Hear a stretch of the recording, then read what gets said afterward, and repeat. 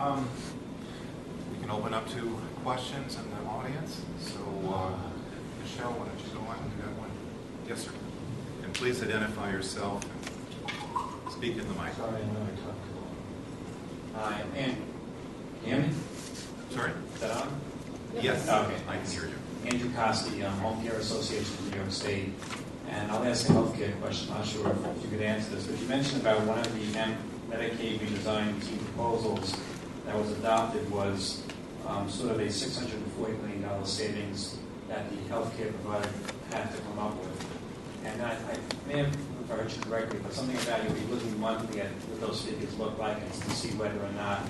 And I'm just wondering, if the figures are not being approached, does that mean on a monthly basis or a quarterly basis or at the end of the year to go back to the table with healthcare providers and others to figure out how you can get those savings? Yeah, sooner than that. I mean, we're not going to wait until the end of the year because the cap is real to us, right? Right. So as soon as we see a disparity in the numbers, which we're going to try to be as transparent as possible, so we're going to put that up on the website, people are going to see it. I think the idea is we would go to the MRT right away and say, look, we see a disparity, here's the list of things we would do. Right. I would imagine that's going to be a monthly event. Yeah, is one follow-up question. A brief one, please. Yes. Is the $640 million separate from the 4% cap? So in addition to having to demonstrate that you're within 4% of the Medicaid budget, there was also the $640 million after that has to be met in the first year. No, the 4%, think of the 4% as an out-year issue. So the 4% is really just our shorthand for saying that for every year in the future, we want to keep growth under the 10-year average of Medicaid health component, which is roughly 4% growth.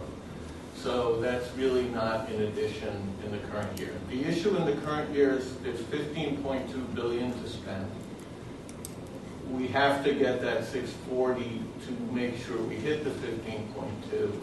That's the real constraint in the current year. Right. Yes, sir. Hi, I'm Mark Mitchell. I work for a state agency. And my question is this, with regard to education, my understanding is that our education spending is about 66% higher than any other state. So you've got some incremental reductions in education spending in the budget. You're looking for changes from the SAGE Commission. Is there an objective, for example, that we nearly spend 25% more than the rest of the country, which would generate, presumably lots of savings?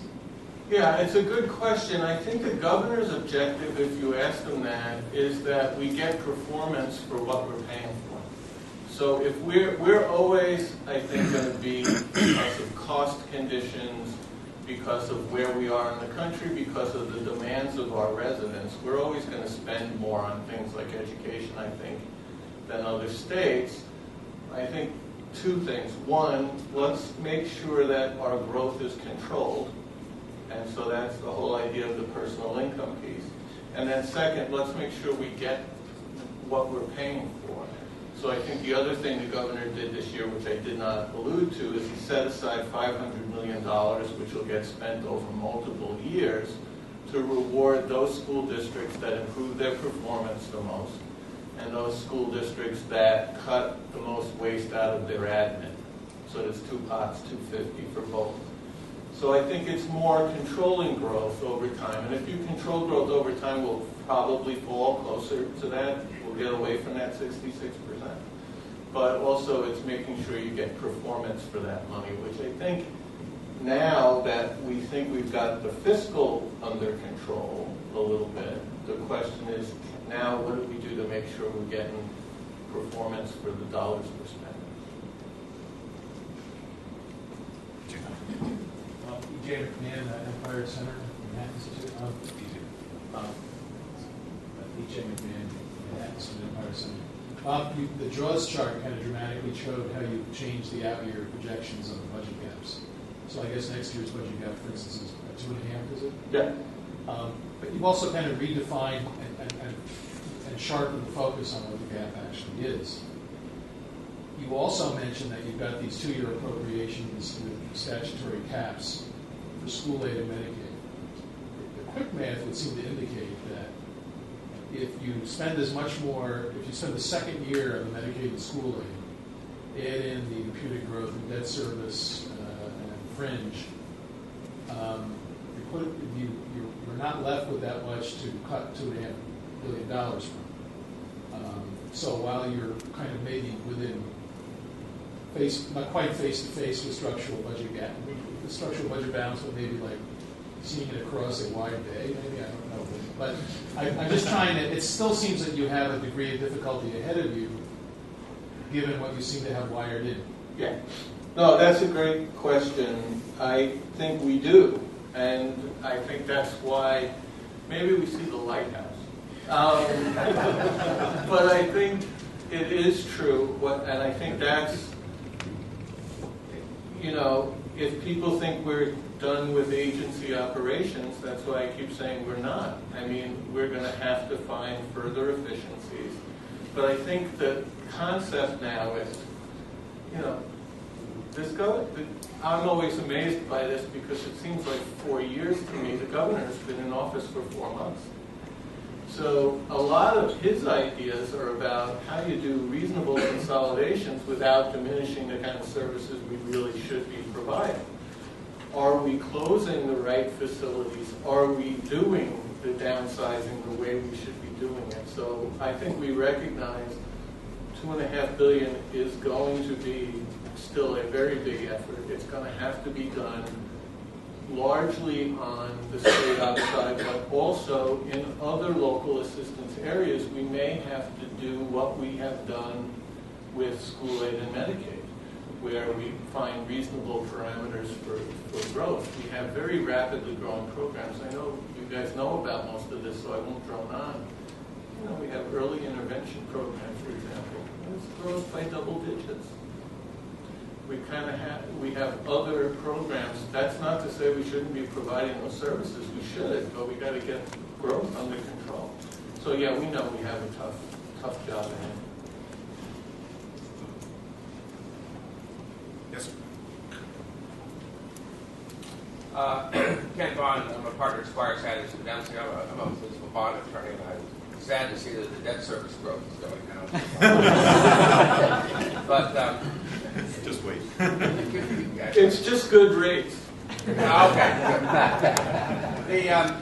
You spoke, I think, exclusively about the expense side, and my question really is on the revenue side. If you sort of look nationally at what the states are doing, they're looking at things like asset sales to close budget gaps. There's a big effort in various places for B3, which I'm sure you're familiar with, to bring equity from the private sector to things like infrastructure rather than just looking at the federal government.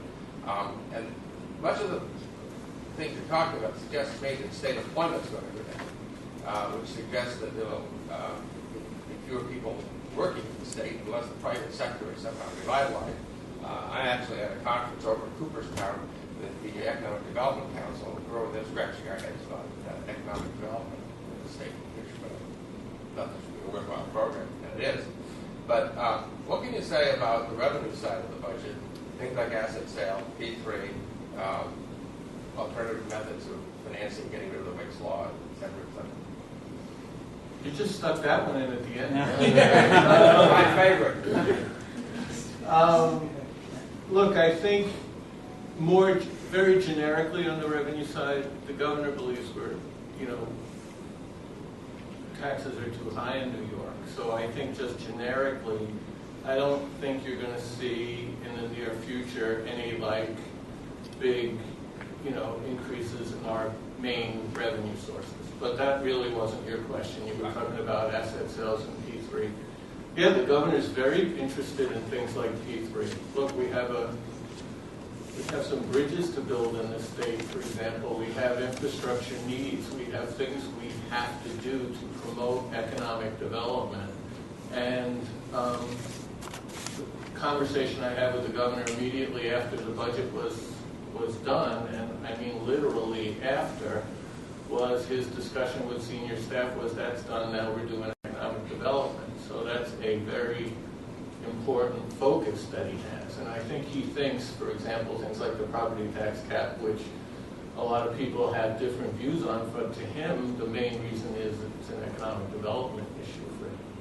So I think he's very interested in things like P3. He's interested in finding ways to do the infrastructure we have to do to remain competitive.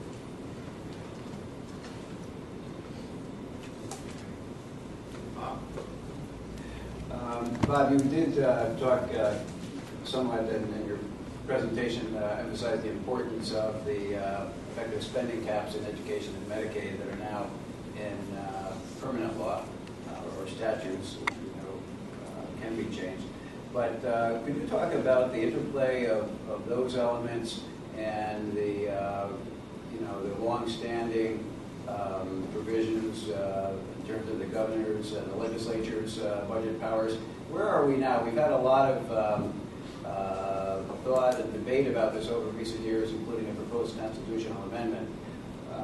How do you see, or how do you think the governor sees things going forward? Is the ground somewhat settled, such that in future years the assumption will be governors are simply going to have to be able to get the legislature to agree to the sorts of provisions that are in this year's budget, or what is the long-term picture in terms of structural balance? Look, the governor has been a student, I learned very quickly, of the ongoing battles on executive versus legislative power in New York State. I think he's a firm believer we have an executive budget process in New York State, and that means something. And that is at the center of how budgets should get done.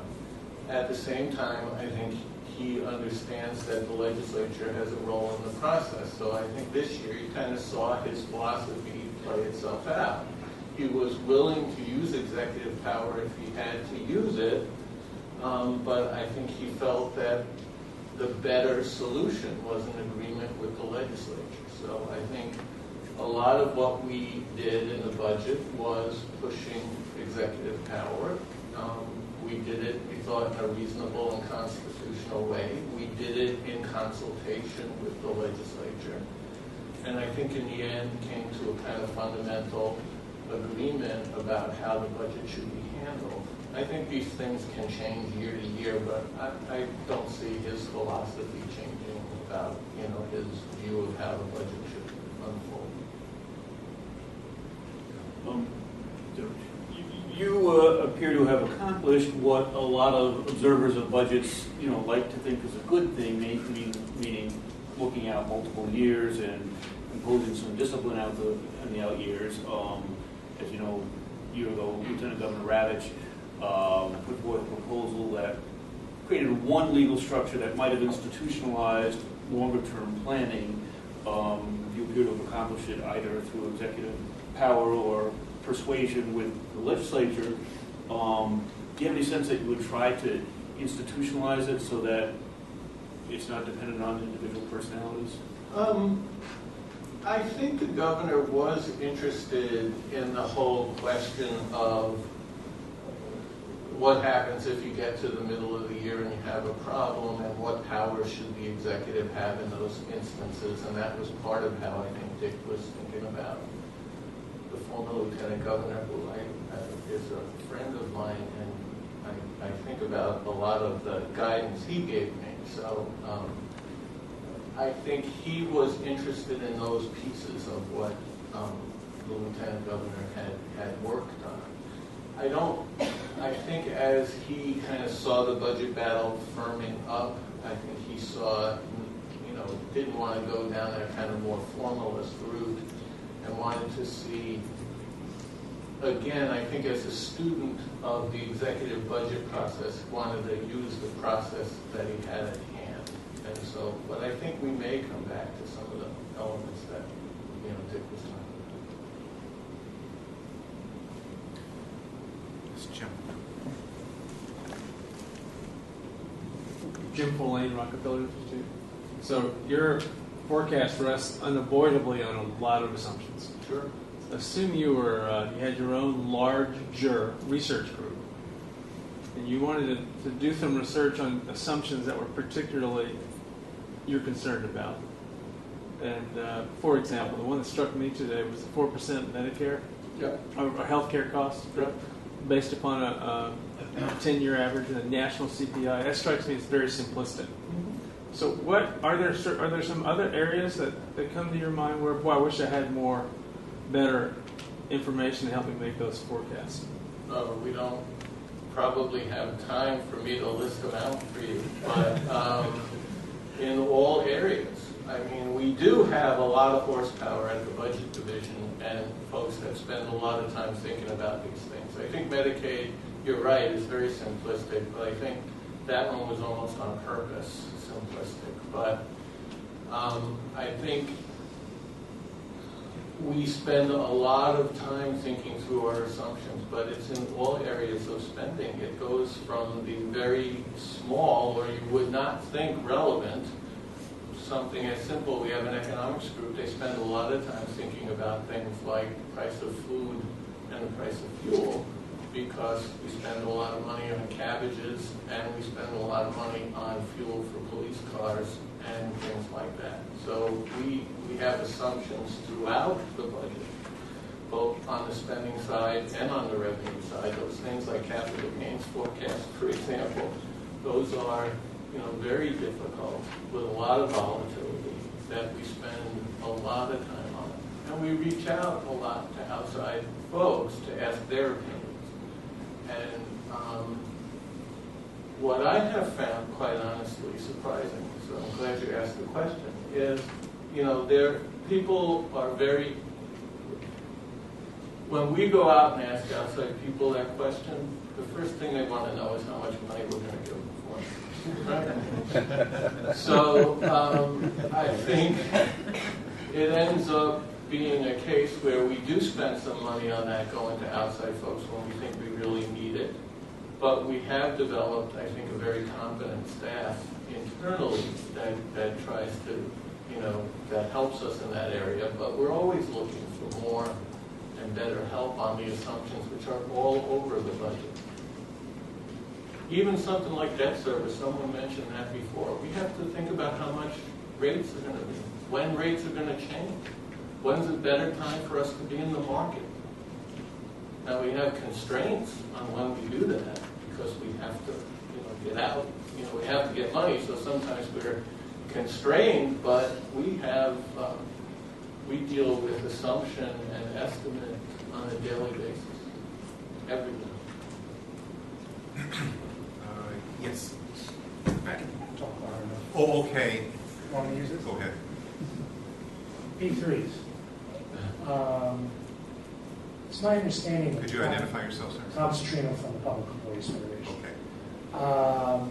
It's my understanding that private financing of roads is never cheaper than public financing of roads. And in light of that, in light of the numerous failures of P3s in other states because of bad estimates on toll revenues, and the impact that would have on the traveling public in terms of if you privately finance roads, your tolls would be higher. How can you avoid the mistakes of P3s in other states?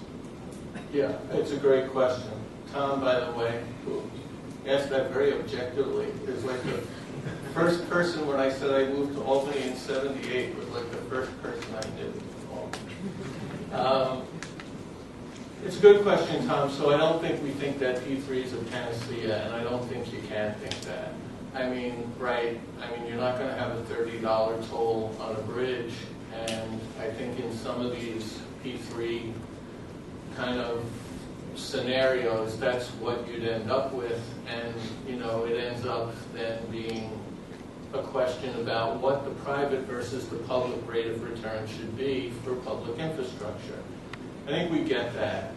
I think the governor's interest more is how can he use a tool where it might make sense, supplemented by what we would normally do. And I think we would be scrutinizing anything like this very carefully. One of the things about P3 again, I don't know, as some people were doing, there's a very large infrastructure project that might take place in downstate New York sometime within the next 100 years.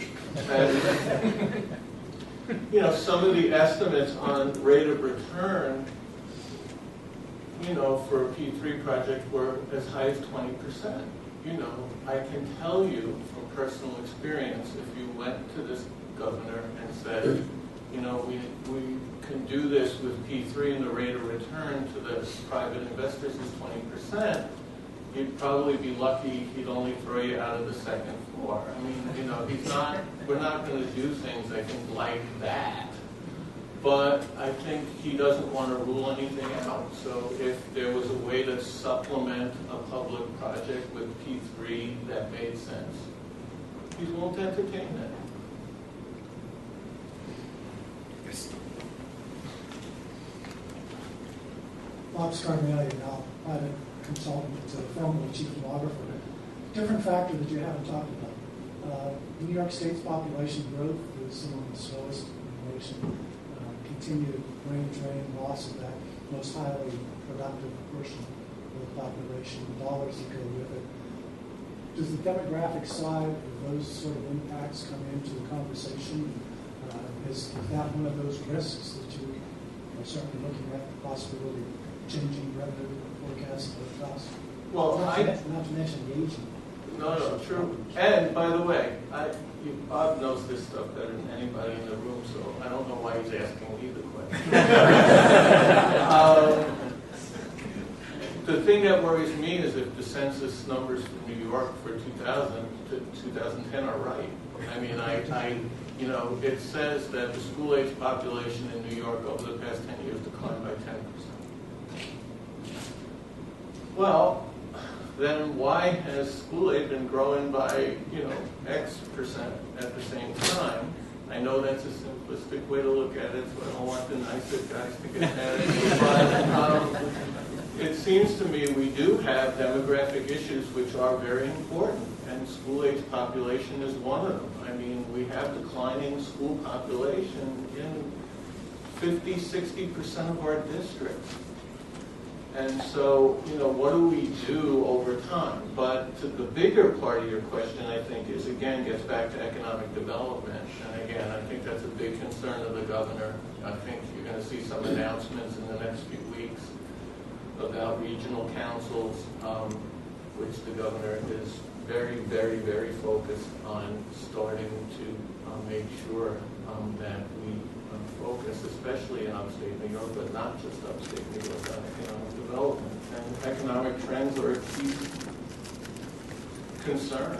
I mean, I think when the governor goes around the state, much of what he starts his conversations about is that we've lost, you know, 2 million people of kind of that young working age population, and that's a huge concern of his. I think that was a huge concern when we did the budget. Let's get our fiscal house in order.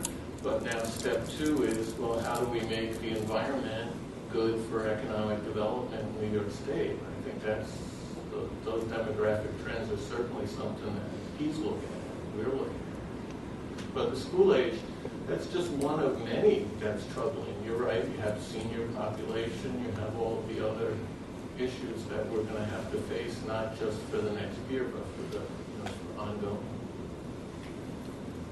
So you want me to stay up Just to to add that on. more than I already do?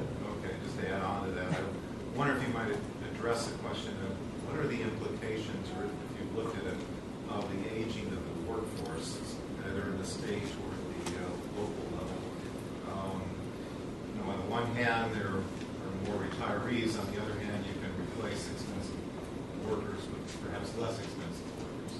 Have you looked into those issues, and does it have a big budgetary impact one way or the other? It does. I think it has a lot of dimensions to it. I mean, it's an interesting question. I think for a long time, one of the problems is we haven't had great redundancy plans kind of built into the agency kind of human resources structure. So we're aging people out who have been very experienced. Yeah. So do we have the kind of people to walk into those kind of positions For example, we did an early retirement last year. I don't know what the exact number was, but I think we took 4,000 people out of the state workforce. Those 4,000 people had, skills and abilities that are not always the easiest to replace. So one of the issues is, do we have the kind of backfill? I think we're a little concerned about that. Yes, it is cheaper. One of the other problems it gets into is this whole question of civil service, which I think is something we never talk about, civil service reform, but something we really need to discuss in this state, which is how do you get a system that still protects workers, that's still consistent with constitutional provisions, but provides more flexibility for things like when you lose experienced people who you hire, how do you promote people up through the system? It's very complicated. For example, if we go through, and hopefully we won't have to, go through any kind of layoff exercises, it's incredibly complicated because oftentimes in a layoff exercise you may lose people you don't want to lose just because of the way the rules work. So, that's, there's a lot of dimensions to that issue.